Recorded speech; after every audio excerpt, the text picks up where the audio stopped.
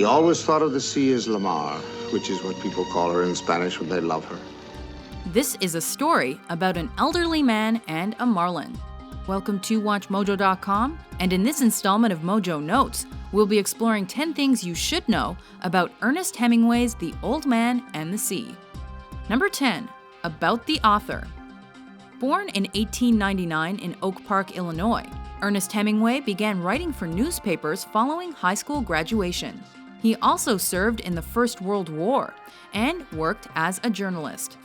His most famous novels include A Farewell to Arms, For Whom the Bell Tolls, and The Old Man and the Sea. He died in 1961. Number 9. Influences and inspirations. The Old Man and the Sea is a fictional novel most likely based on the experiences of real-life fisherman Gregorio Fuentes. This man was actually the first mate on Hemingway's boat, the Pilar, and taught the writer about catching a type of fish known as marlin. Number 8. Settings and era. Written while Hemingway was in Cuba, The Old Man and the Sea is set in Havana. The novel's protagonist is a fisherman named Santiago, who spends most of his time on his fishing boat out at sea during the 1940s. In addition to his experiences with the fish, the novel also follows Santiago as he copes with nature and the weather. Number 7. Plot. Narrated by an all-knowing third person, The Old Man and the Sea follows the adventures of a fisherman named Santiago, who has been teaching his trade to a young boy named Manolin. Santiago, I could go with you again. We've made some money. Unfortunately, Santiago has had bad luck for the last 84 days and has been unable to catch any fish. His luck changes when he sets off by himself and catches what he believes to be a marlin. Then he felt something hard and unbelievably heavy. It was the weight of the fish. However, the fish is so big and struggles so hard that Santiago spends the next 2 days and nights struggling with the creature alongside his boat. Though Santiago kills the marlin with a harpoon, his voyage back is complicated by multiple sharks. Now he speeded up as he smelled the fresher scent, and his blue dorsal fin cut the water. Since Santiago can't fight them all, the deadly predators consume the marlin until it's just bones. This is all the fisherman has left to try to win his lost admiration and respect back home. You tell him how sorry I am. Thanks. Number 6. The Old Man or Santiago.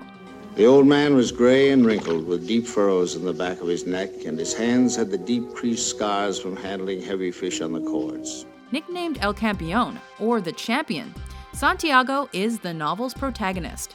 He used to be considered one of the best fishermen in his community, but bad luck and hard times led him to lose that reputation, and instead he became a target for put-downs. They sat on the terrace, and many of the fishermen made fun of the old man, and he was not angry. Driven by a desire to prove himself to his community and his apprentice Manolin, the noble Santiago sets off on a solo voyage to catch a marlin. While his battle with the marlin and the sharks demonstrate his pride, determination, and fishing skills, his willingness to survive on such little food shows his willpower and sense of sacrifice. I wish the boy was here to cut up the bonita, and I wish I had some salt. He and the marlin also represent the natural cycle of life. Number 5. The Boy or Manolin. Manolin sees Santiago as his teacher and his friend. The old man had taught the boy to fish, and the boy loved him. Despite the old man's age, he respects and admires him. Manolin cares about the fisherman so much that he's overcome with tears of joy upon his safe return. As Santiago's only real human companion, he believes in him and wants to fish with him again. Did you suffer much? Now we'll fish together again. Number 4. The Marlin. As Santiago's enemy and the novel's main antagonist, the marlin is so strong that the fisherman spends several days and nights at sea trying to reel it in and capture it.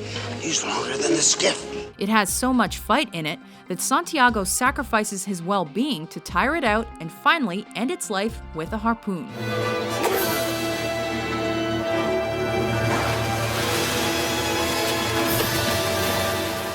though all that's left of the Marlin when he returns home is a skeleton. Its massive 18-foot frame has people thinking it was a shark. It represents the same qualities as the old man: greatness, beauty, and nobility of spirit. He only needed the feel of the trade wind and the drawing of the sail. He could see the fish, and he had only to look at his hands and feel his back against the stern to know that this had truly happened and was not a dream. Number 3. Values and themes. I have never seen or heard of such a fish. And now, we are joined together. The novel explores several themes, but it's Santiago's determination, endurance, and perseverance, despite everything that goes wrong, that stand out. No good for you nor for me. I'm sorry, fish. Related to this is the exploration of pride and suffering.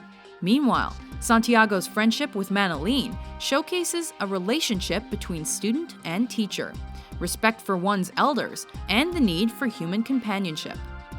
Number 2. Modern popularity. The Old Man and the Sea turned Hemingway into a worldwide name. Not only did it play a role in Hemingway being awarded a Nobel Prize in Literature, but it's still studied in schools today. Number 1. Adaptations. Since it's one of Hemingway's most popular novels, The Old Man and the Sea has been adapted for the screen more than once. This includes the Oscar-nominated 1958 live-action flick and an Oscar-winning animated short film. Do you agree with our list? What's your favorite piece of The Old Man and the Sea trivia? We had gone one day and one night facing one another.